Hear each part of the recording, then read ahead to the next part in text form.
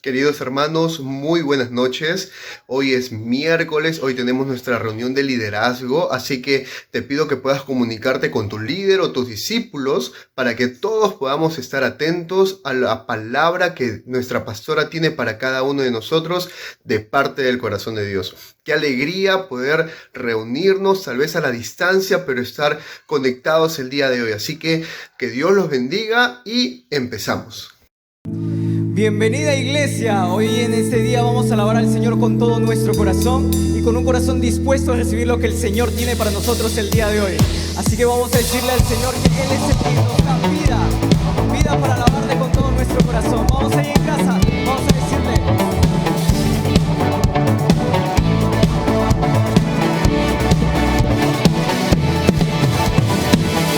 Me despierto con un motivo, caminar junto a ti, he decidido vivir mi vida contigo. Me levantas con nuevas fuerzas y me das libertad.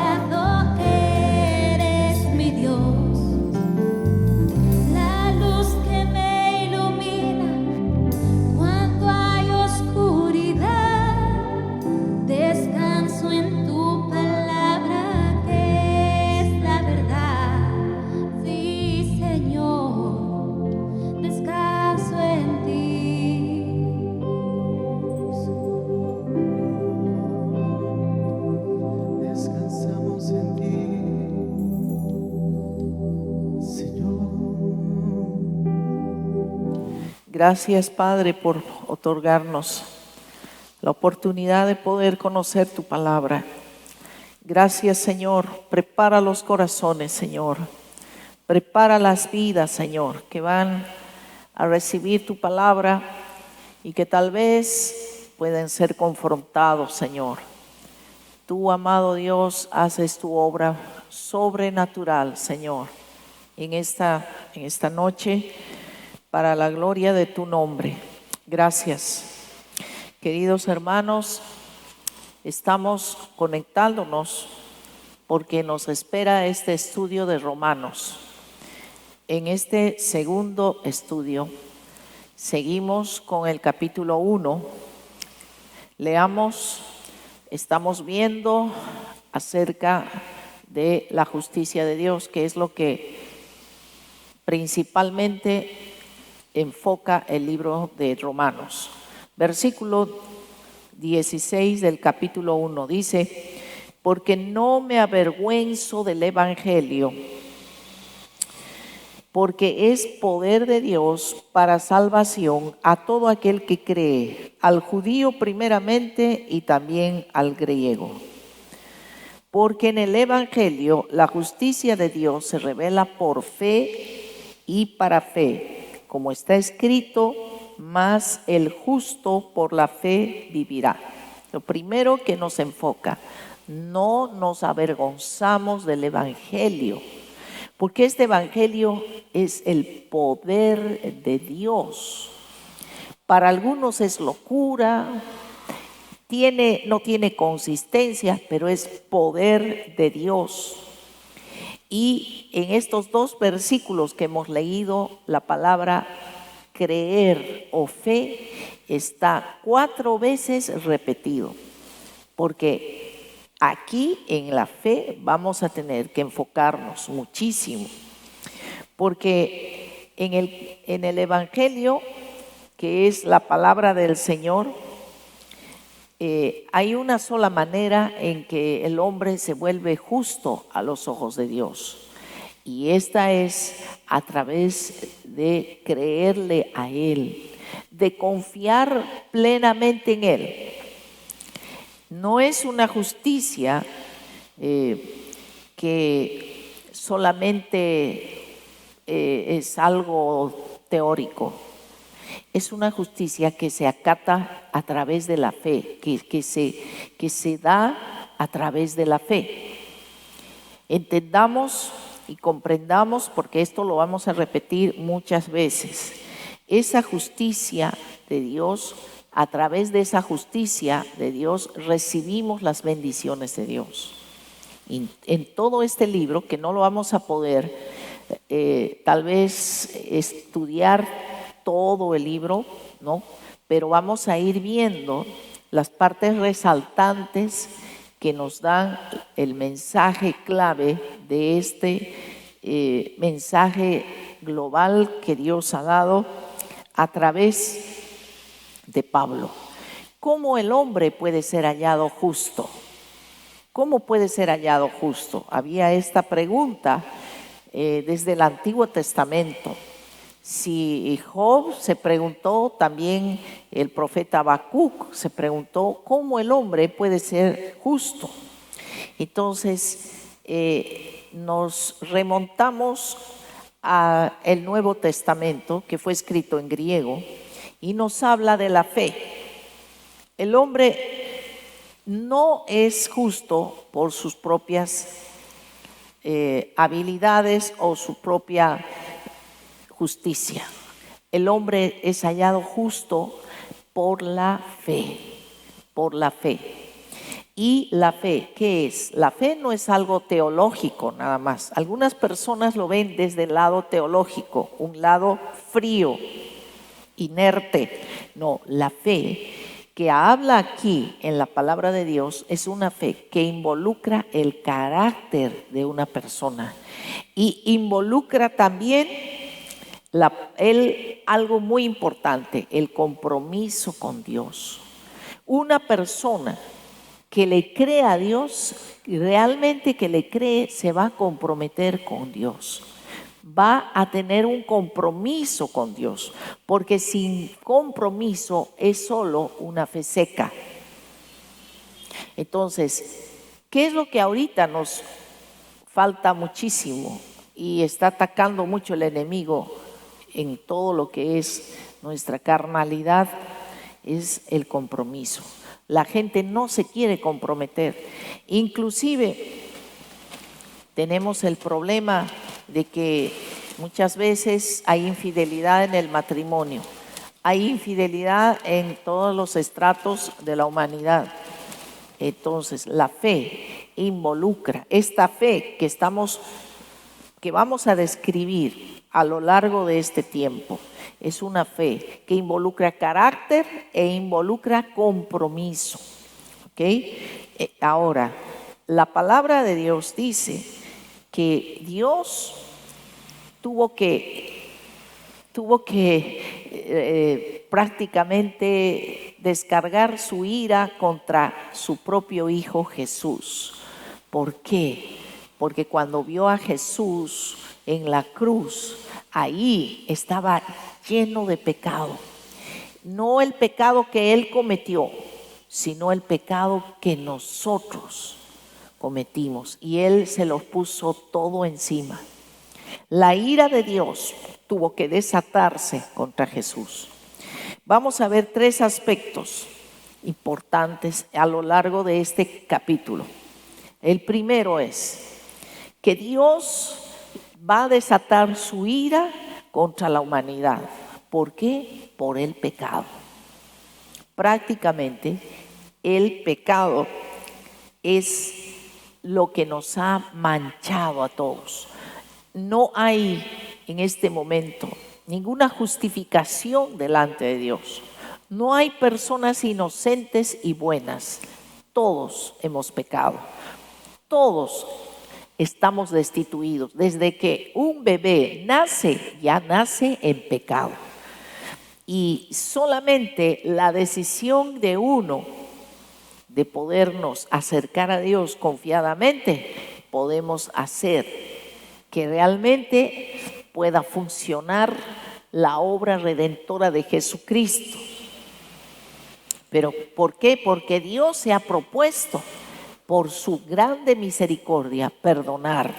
No hay otra situación. Versículo 18, leamos. Por eso dice: porque la ira de Dios se revela desde el cielo contra toda impiedad e injusticia de los hombres que detienen con injusticia la verdad. Es injusto cuando una persona no dice la verdad, ¿no? Entonces, ¿qué es lo que el hombre eligió?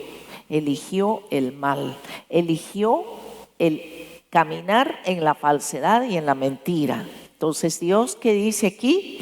Que Él se revela desde el cielo contra toda impiedad e injusticia. La ira de Dios se revela contra el ser humano. Seguimos leyendo. Porque lo que de Dios se conoce, versículo 19, les es manifiesto, pues Dios se los manifestó. Porque las cosas invisibles de Él, es decir, de Dios, su eterno poder y deidad, se hacen claramente visibles. Esto es algo tremendo. Se hacen claramente visibles desde la creación del mundo, siendo entendidas por medio de las cosas hechas, de modo que no tienen excusa. Vemos la creación, y ahí en la creación está estampada la verdad que está disponible para nosotros. La verdad de Dios la vemos con nuestros ojos a través de la creación, ¿no? Y aquí entendemos algo. El poder de Dios y la naturaleza eterna de Dios se revela a nosotros, al hombre. Se revela en todo lo que vemos externamente, aparte de lo que internamente nosotros tenemos una paz, una seguridad tremenda. porque la comunión con Dios es algo interno, es algo que no se ve. Entonces, tenemos dos formas de ver la grandiosidad de Dios. Y aparte de esto, quiero decirte que Dios dio al hombre una atribución única que no tiene ningún otro ser creado sobre la faz de la tierra. Ningún ser de los que pueden tener vida, nos referimos a los animales. No somos nosotros animales, somos la creación más preciosa de Dios. ¿Por qué? Porque Dios ha depositado en nosotros una facultad lógica y una facultad matemática que no lo tiene ningún otro ser en el universo. La lógica no la puede tener un animalito. La lógica la tenemos nosotros, los seres humanos.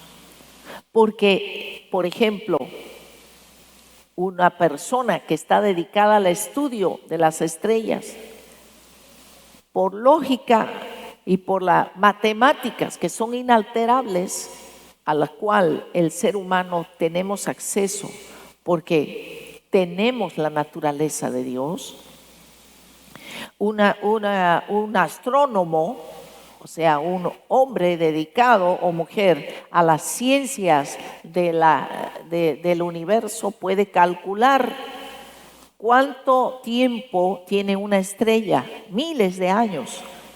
Eso se calcula por lógica y matemática y muchas otras cosas más, a las cuales solo como seres vivos podemos tener acceso, los seres humanos. Esto es una atribución, es un don que Dios nos da, porque Dios lo tiene. Y podemos ver a través de la creación de Dios en todo, que todo está hecho de una manera preciosa, gloriosa, en una forma que los otros seres creados por Dios no la entienden, pero nosotros sí. Dios dice aquí que Él nos ha dado esa atribución. Él nos ha dado la forma de poder entender, porque dice aquí, las cosas invisibles de Él, su eterno poder y deidad, se hacen claramente visibles desde la creación del mundo, siendo entendidas por medio de las cosas hechas, de modo que no tienen excusa. O sea, todo lo que está creado nos habla a gritos de que hay un Dios. No podríamos entender, por ejemplo, el ejemplo que les doy, el universo sin la lógica. No podríamos entender la creación, la naturaleza y todo lo que nos rodea sin la lógica que Dios ha dado al ser humano. Esa facultad de la lógica y de la matemática. Entonces, algo que tienen que entender muchos que se dicen ateos, que cada ley no aparece de por sí en el universo y en cualquier... La ley no solamente se refiere a la política. Hay leyes en el universo, leyes en la creación, leyes en todas las áreas de nuestra vida. ¿Quién pone esas leyes? ¿Quién pone los límites? ¿Quién pone aquellas cosas? Tiene que haber un legislador. No aparecen de la nada. Las leyes las pone alguien, un legislador eterno, nuestro Dios. Sin embargo, la gente que niega la existencia de Dios dice que todo apareció de la nada. Y eso es totalmente absurdo, porque toda ley no aparece así nada más. Por lógica lo sabemos, por lógica. Pablo nos refiere esto, de que todo el orden, el diseño y la armonía de todo lo que existe nos habla del ser eterno que es nuestro Padre. Nos habla de un creador que nos ha dado la misma facultad que Él tiene, nos la ha dado a nosotros, especialmente si somos sus hijos. Tenemos la facultad de Dios, de poder entender la creación, de poder ver en la creación la grandiosidad de Dios, porque todo tiene un orden, un diseño y una armonía tan perfectas. Entonces, ¿qué es lo que esto trae al ser humano? Trae una gran admiración por Dios, pero también nos da una responsabilidad. La responsabilidad de que tenemos que dar cuentas a un Dios, de que tenemos que acatar lo que ese Dios nos guíe. Pero hay muchas personas que no quieren tomar esa responsabilidad. No la quieren. ¿Por qué? Porque sencillamente esas personas no han decidido glorificar a Dios, ni han decidido darle gracias a Dios, porque no quieren reconocer a Dios, sencillamente porque dan rienda suelta a todo lo que es la parte humana. Vamos entrando al segundo punto. El primer punto lo hemos visto entonces, que la ira de Dios está o se desatará contra todo pecado. Segunda cosa,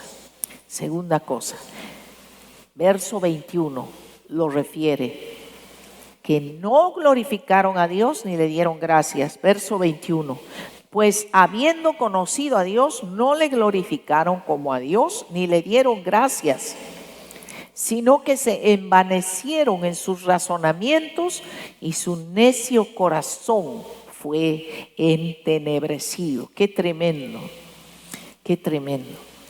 El hecho de no glorificar a Dios y darle gracias hace que un corazón, aunque haya conocido a Dios en algún tiempo, esa persona va a ir descendiendo, va a ir yendo hacia abajo, lamentablemente al camino de la perdición, ¿no? Verso 22, profesando ser sabios, se hicieron necios. Verso 23, y cambiaron la gloria del Dios incorruptible en semejanza de imagen de hombre corruptible, de aves, de cuadrúpedos y de reptiles. Entonces, aquí las personas que empiezan a decaer prácticamente empiezan a abrir la puerta de la idolatría en sus vidas. ¿Por qué? Porque dice la palabra en el primer mandamiento que Dios nos ha dado, que no nos hagamos dioses, que no idolatremos nada que no sea nuestro Dios. Y esa es el peor pecado y es lo que más daña el corazón de Dios. Cuando decidimos confiar en algo inerte, inexistente, cuando tenemos a un Dios tan glorioso, tan magnífico. Entonces, esto da lugar al siguiente versículo 24, por lo cual también Dios los entregó. Fíjate esto, es terrible. Los entregó a la inmundicia, en las concupiscencias de sus corazones, de modo que deshonraron entre sí sus propios cuerpos. Verso 25, ya que cambiaron la verdad de Dios por la mentira, honrando y dando culto a las criaturas antes que al Creador, el cual es bendito por los siglos. Esto es la idolatría. La idolatría, cuando uno va cayendo y profanando, digamos, el nombre del Señor, no le da la gloria que Él merece, no le da las gracias en la adoración que Él merece, una persona va decayendo profundamente en su interior y en todo aspecto de su vida. Entonces dice que esto se puede ver a través de la impureza y la lujuria. Sigamos leyendo, versículo 26. Por esto, escuchen esto, Dios los entregó a pasiones vergonzosas Pues aún sus mujeres cambiaron el uso natural por el que es contra naturaleza. Y de igual modo también los hombres, dejando el uso natural de la mujer, se encendieron en su lascivia unos con otros, cometiendo hechos vergonzosos hombres con hombres y recibiendo en sí mismos la retribución debida a su extravío. Una de las cosas que tú tienes que pedirles a Dios, nunca me dejes. Dile a Dios, nunca me dejes. El momento en que Dios nos deja, nos suelta y nos deja, ahí las pasiones más terribles empiezan a surgir en nuestra vida. La depravación y la corrupción, que dijimos que es irreversible. La corrupción no se puede revertir. La corrupción es un proceso degenerativo que llega hasta prácticamente poner el objeto corrompido en total ya desuso. Como una manzana que se pudre, ya es imposible comérsela. Por más que la laves, hagas lo que hagas, está podrida. Ese proceso degenerativo es el que se da lugar en una persona que se aleja de Dios, en una persona que no reconoce a Dios y no le da gracias a Dios. El descenso más terrible es lo que describe aquí Pablo. Y lo triste es que esto comenzó en las mujeres. El proceso degenerativo que dio lugar a la homosexualidad empezó en las mujeres. Y esto comenzó no recién, esto empezó hace muchos años atrás. En Grecia, en la isla de Lesbos, una poetisa llamada Sat empezó a crear poesías que resaltaban esta, digamos, práctica del homosexualismo. De ahí, de esto es que viene la palabra lesbianismo. Esta poetisa era una excelente artista, pero todo su arte fue más bien para dañar un arte que estuvo contaminado con cosas que glorificaban este tipo de relaciones. Una mente corrupta. Entonces, realmente ya eso está descrito. En 1 Corintios capítulo 6, versículo 18 dice: huid de la fornicación. Cualquier otro pecado que el hombre cometa está fuera del cuerpo, mas el que fornica contra su propio cuerpo fornica. Es imposible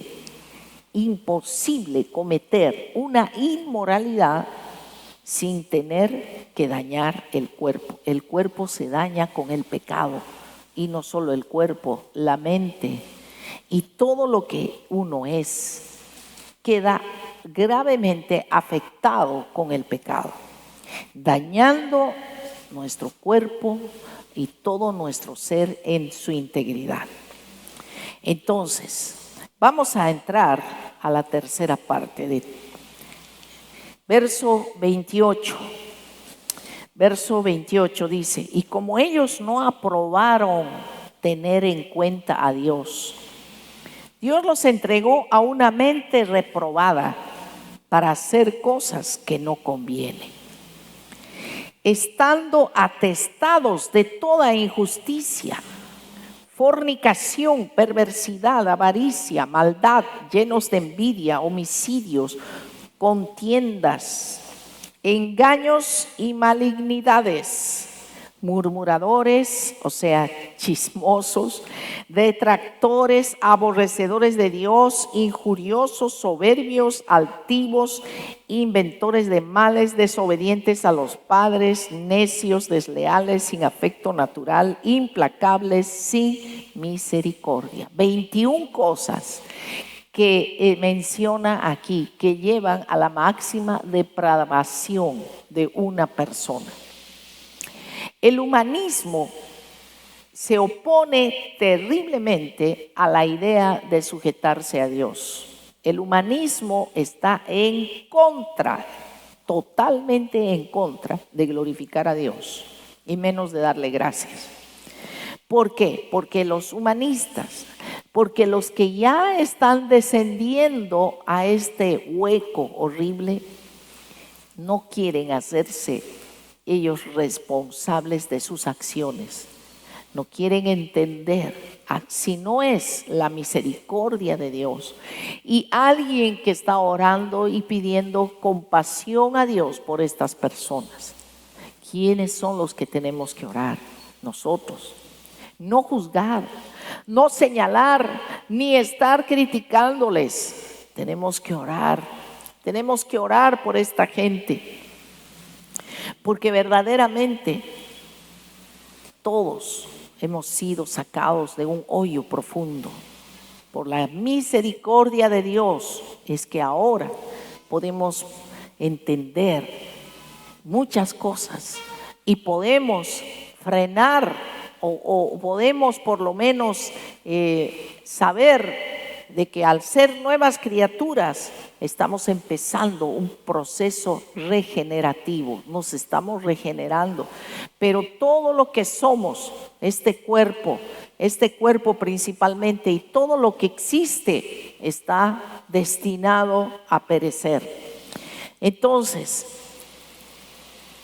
¿qué es lo que pasa? Esta gente empezó a trastornar su mente, como lo dice en el versículo 21. 21 cosas terribles que afectan al ser humano. Y tiene un paralelismo esto con lo que dice en 2 de Timoteo, capítulo 3, versículo del 1 al 5. Y como les decía, realmente, como mencionamos, no quisieron darle gloria a Dios. Eso nos dice en el verso 21. Ni le dieron gracias. Esto parece sencillo, pero es algo muy importante. Conocer a Dios y darle gracias a Dios es lo más importante en nuestra vida, porque eso demuestra que confiamos en Dios, que a pesar de toda situación estamos buscando a un Dios vivo y verdadero. Entonces, ¿qué es lo que sucede? Cada una de estas cosas son cosas terribles. Por ejemplo, el chisme afecta tanto las familias, los matrimonios, las iglesias. El chisme divide, el chisme trae muchas consecuencias negativas. Habla también de la deslealtad. La deslealtad es tremendo y vemos ahora que no se puede confiar en cualquier persona porque, como dijimos hace un momento, la gente no se quiere comprometer. La gente está viendo primero su propio interés, sus beneficios. No hay, o muy pocas son las personas que son leales, que a pesar de que pueden perjudicarse, son leales al compromiso que realizaron en algún momento, al pacto. Por ejemplo, un esposo hacia su esposa, a pesar de las tentaciones, a pesar de todo, ser leal los esposos el uno al otro, ser leales. La lealtad es una de las cosas más valiosas y más escasas en este tiempo. El resultado entonces de todo lo que es pecado es la corrupción. La corrupción es irreversible. Entonces, vuelvo a repetir, los que no nacen de nuevo, los que no se entregan a Jesús y nacen de nuevo. No pueden detener, no pueden en su propia fuerza, ni en su bondad, entre comillas, frenar este proceso de corrupción. La única manera es cuando uno se entrega al Señor. Yo quiero en esta noche decirte, tal vez tú le has buscado al Señor en algún tiempo y te apartaste de Él. Te apartaste y empezaste a olvidarte de glorificar a Dios y de darle gracias. Y dejaste de creer en Dios y tus ojos y tu corazón se fueron tras las cosas corruptas, engañosas de este mundo. Y en este momento Dios te está dando la oportunidad que tú vuelvas a Él. Él es el único que te puede sacar de esa profundidad de pecado en que estás. Y que no te quede la duda que Dios puede hacer algo nuevo, algo diferente, pero si tú le crees a Él, si confías en Él, porque Él es el único leal, el único fiel en todo el universo. Jamás te podrá fallar el Señor, jamás.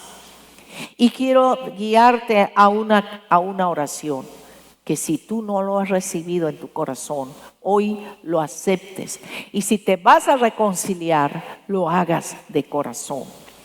Repite conmigo: Señor Jesús, te pido perdón por mi ingratitud. Te pido perdón por mi necedad. Aparta de mí la necedad. Quiero acercarme a ti. Ayúdame, Señor. Acepto a Jesús en mi vida y te pido perdón porque he pecado. He pecado, Señor.